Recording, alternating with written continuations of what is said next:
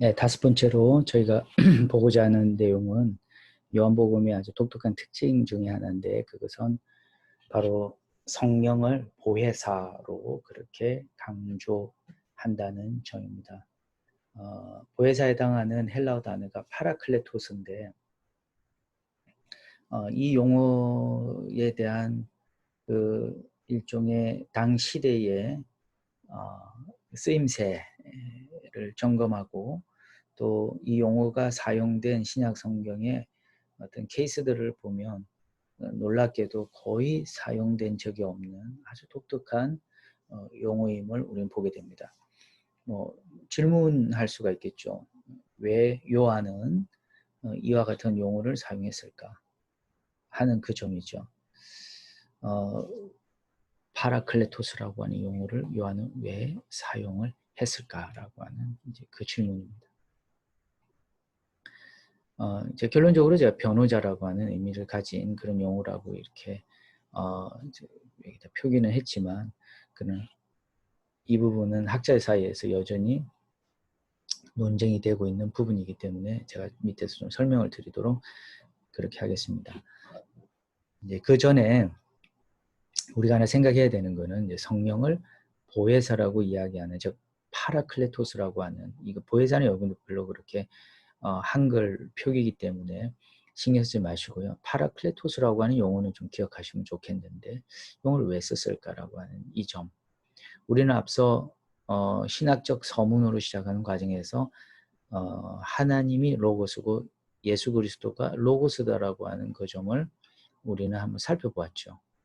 예수를 로고스라고 표현했던 이 사도 요한은 성령을 파라클레토스라고 이야기할 정도의 그만큼 아주 풍부한 그 어떤 언어 능력과 그 당시 어떤 사상적인 그 어떤 그 지식이 풍부했음을 우리는 보게 됩니다. 이제 그 점을 우리가 먼저 좀 생각을 하면서 이 요한복음을 딱 보실 때는 성령 언어가 얼만큼 풍부하게 사용이 되어지는가라고 할 때에 특별히 파라클레토스라고 하는 이 용어 사용과 더불어서 우리가 두 가지를 기억해야 되는데, 그게 뭐냐면은 요한복음에 나오는 성령 개념은 상당히 기독론적이다라고 하는 부분입니다. 예, 기독론적이라고 이야기하는 건 어떤 의미가 그게 깔려 있냐면은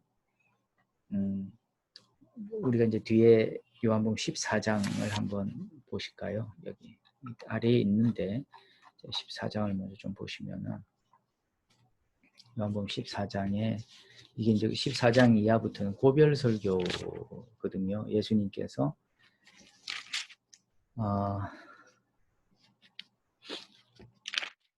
이 땅을 떠나시면서 제자들을 고와 같이 버려두지 않겠다라고 그렇게 말씀하시는 그런 내용입니다. 25절을 보시면은, 여기 제가 미리 좀 보여드리면 14장 25절인데 그 이하를 보시면, 내가 아직 너희와 함께 있어서 이 말을 너희에게 하였거니와 보혜사 곧 아버지께서 내 이름으로 보내실 성령, 그가 너희에게 모든 것을 가르치고 너희에게 말한 모든 것을 생각나게 하리라. 26절이 굉장히 중요합니다. 이건 보혜사의 그 기능과 보혜사의 살과 관련해서 우리가 볼 수 있는 부분이죠. 이 보혜사는 무엇을 할 것인가라고 하는 관련해서 26절을 보시면은, 보혜사 곧 아버지께서 내 이름으로 보내실 성령,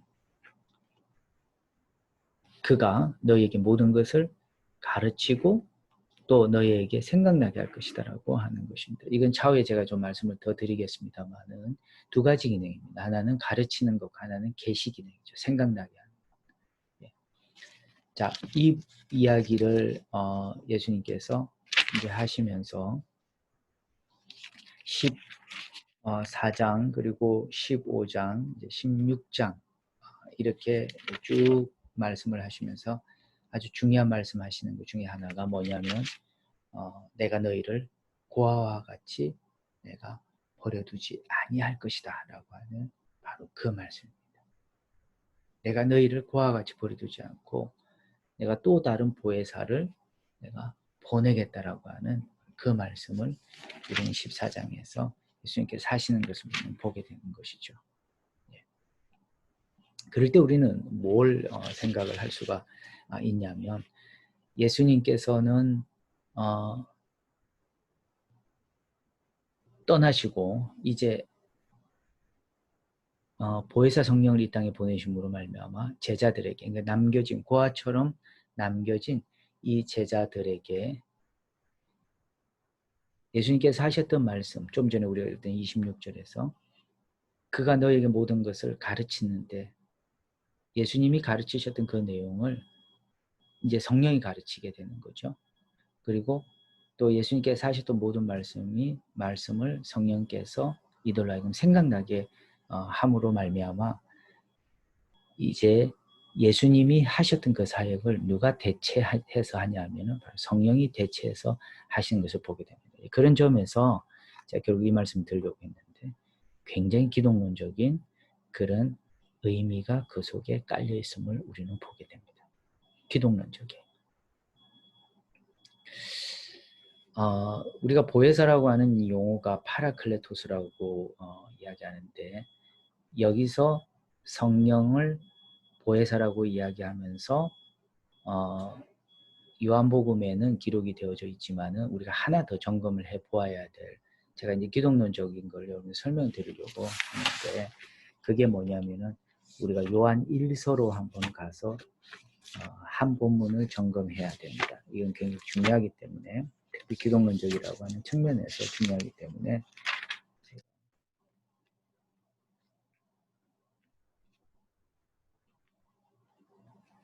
요한 1서 2장을 보십시오.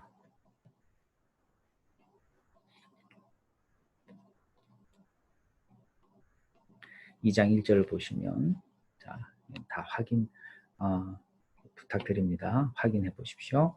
2장 1절에 나의 자녀들아 내가 이것을 너희에게 쓰면 너희로 죄를 범하지 않게 하려 함이라. 만일 누가 죄를 범하여도 아버지 앞에서 우리에게 대언자가 있으니 곧 의로우신 예수 그리스도시라. 그는 우리 죄를 위한 화목 제물이니 우리만 위할 뿐 아니요 온 세상의 죄를 위하심이라. 우리에게 대언자가 있다라고 이야기를 합니다. 흥미롭게도 좀 전에 읽었던 요한복음 14장 또 15, 16장에 걸쳐 있는 보혜사라고 하는 이 용어에 해당하는 헬라어, 즉 파라클레토스, 계속 제가 강조하고 있는 파라클레토스에 해당하는 그 한글 번역이 여기에 보면 대언자라고 적혀 있는 바로 이 원어가 파라클레토스라고 하는 거예요. 그러면 요한복음 외에 유일하게 적혀 있는 파라클레토스가 바로 요한일서 2장 1절에 있는 대언자에 해당하는 이 용어입니다. 그러면 우리는 여기서 뭘 추정할 수 있냐면 예수 그리스도는 바로 첫 번째 보혜사가 되신다라고 하는 겁니다. 첫 번째 보혜사. 그래서 사실 한글 번역은 2장 1절에서 아버지 앞에서 우리에게 대언자가 있으니, 이거를 지금 제가 가지고 있는 성경에 보니까 깨알 같은 글씨로 이렇게 적혀 있습니다. 대언자 옆에다가 또는 보혜사라고 적혀 있어요. 저는 보혜사라고 번역하는 게 훨씬 자연스럽다고 생각합니다. 거죠. 예. 보혜사가 있으니 그 의로우신 예수 그리스도시라. 그러면은 첫 번째 보혜사는 예수 그리스도가 되시고 바로 두 번째 보혜사는 성령이 되신다라고 하는 것을 우리는 여기서 감을 잡아야 된다라고 하는 것이죠. 예. 26절을 다시 보십시오.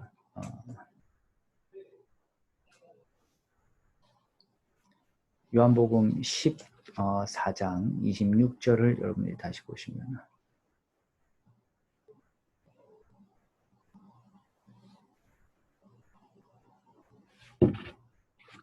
보혜사 곧 아버지께서 내 이름으로 보내실 성령, 그가 너희에게 모든 것을 가르치고 내가 너희에게 말한 모든 것을 생각나게 하리라 라고 이야기를 하죠.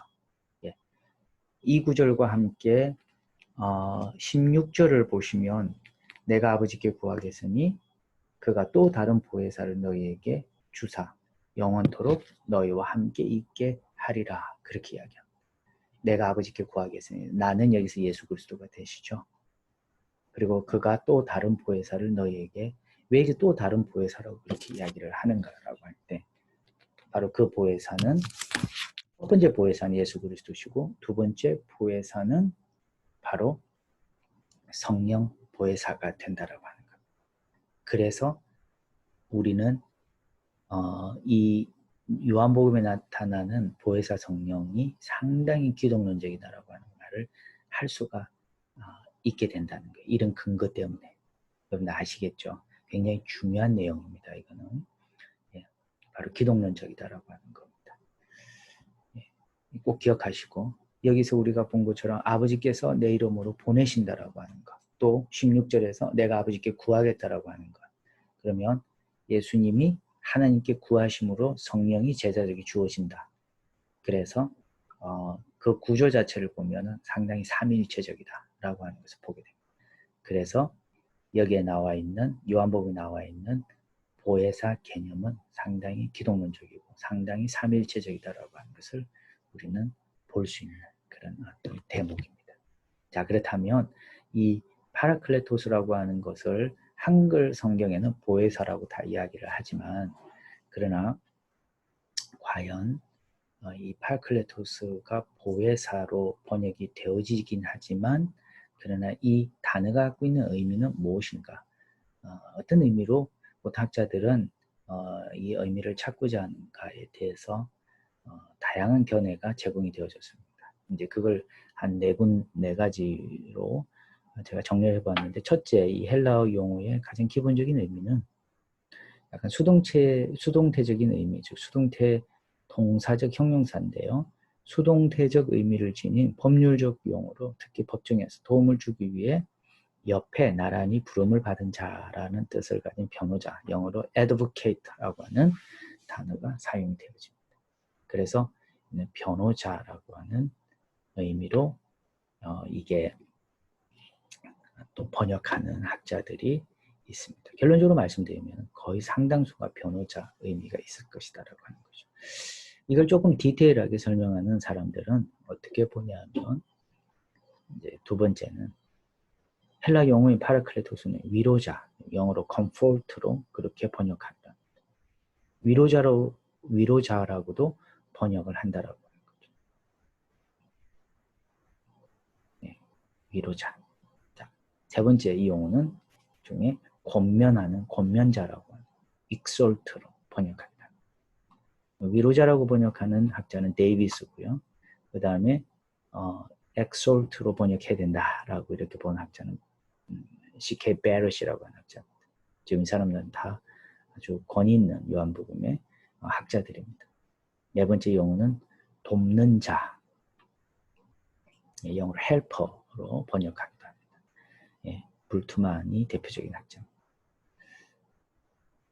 자, 뭐 이 한 네 가지로 우리가 이렇게 이제 번역하는 그런 경우들을 우리가 볼 수가 있는데, 자, 이런 번역들을 종합해 보면 사실 이 파라클레토스 갖는 의미를 찾기 어려운 이유는 뭐냐면 아까 제가 말씀드린 것처럼 파라클레토스가 사용된 용례를 찾으면 그걸 쉽게 우리가 볼 수가 있는데 근데 그 용례 찾기 굉장히 어렵습니다. 굉장히 어렵기 때문에 이 용어에 대한 다양한 해석을 학자들은 하게 된다는 거죠. 거의 나타나지도 않습니다. 그래서 요한복음의 저자는 아주 흥미롭게도 이 용어를 왜 썼을까라고 하는 것에 대한 질문을 우리는 하게 되는 것이죠. 자, 그런데 가만히 보면 이 변호자라고 하는 여기 보시면 수동적인 어떤 의미로서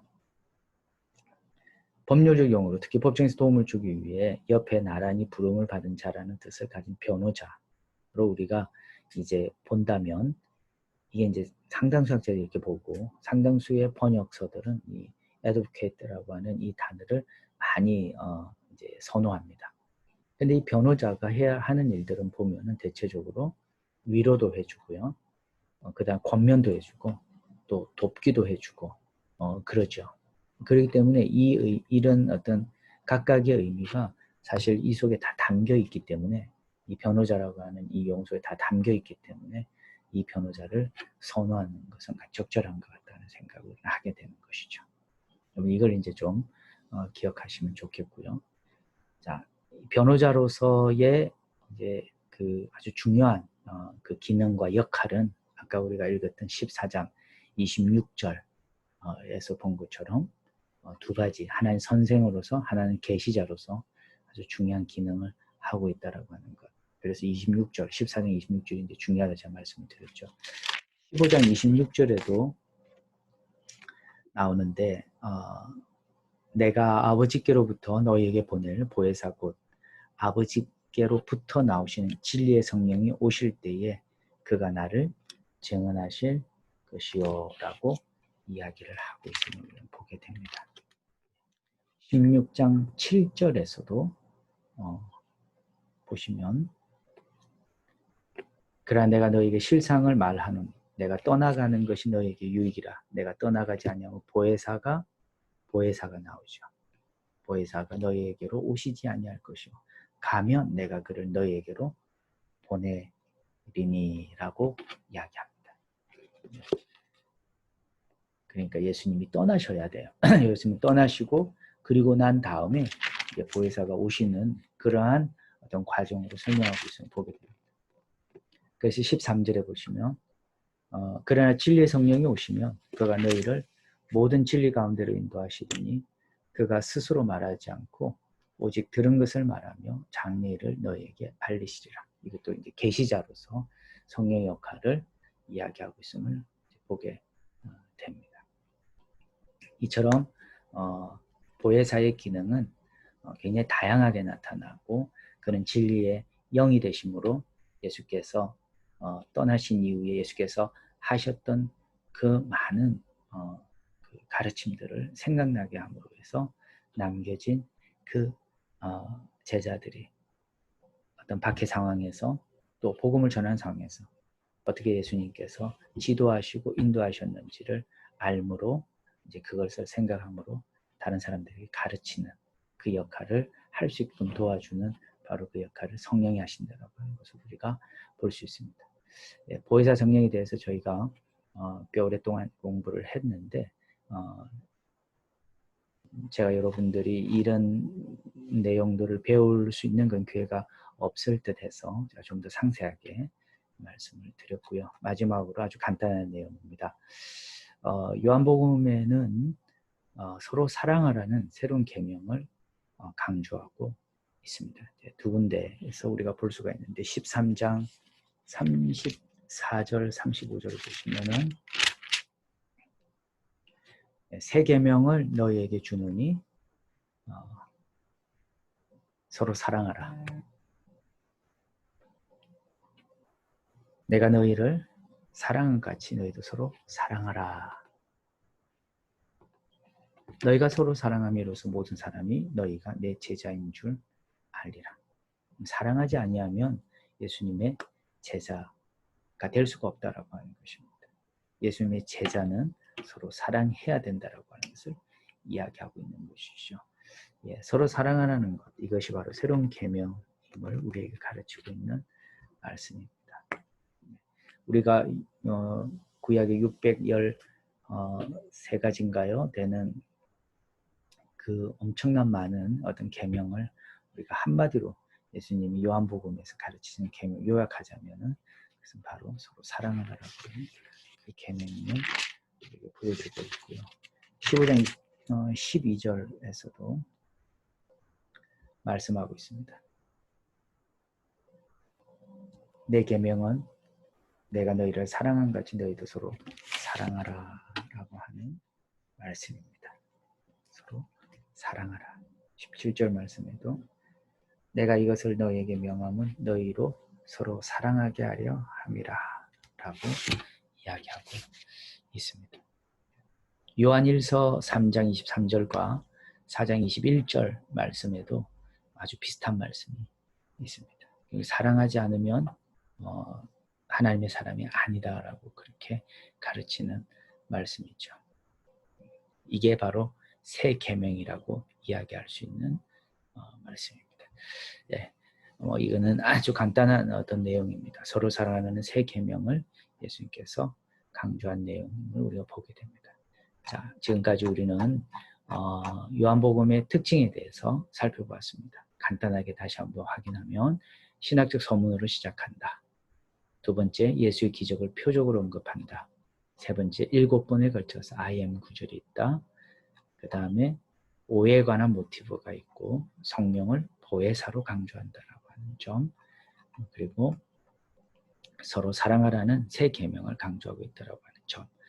이렇게 해서 6가지 정도 여러분들이 기억하시면 요한복음이 갖고 있는 아주 독특한 특징을 이해할 수가 있을 겁니다. 자, 이로써 우리는 이제 13주차 이제 강의를 마무리할 수가 있습니다. 모든 복음서를 저희가 다 살펴보았고 마지막 이제 14주차에서는 여러분들이 복음서를 어떻게 이제 해석을 종합적으로 할 것인가에 대한 부분을 제가 지금 생각하고 있는데요. 그 부분을 이제 정리해서 같이 공부해 보도록 그렇게 하겠습니다. 네, 수고했습니다.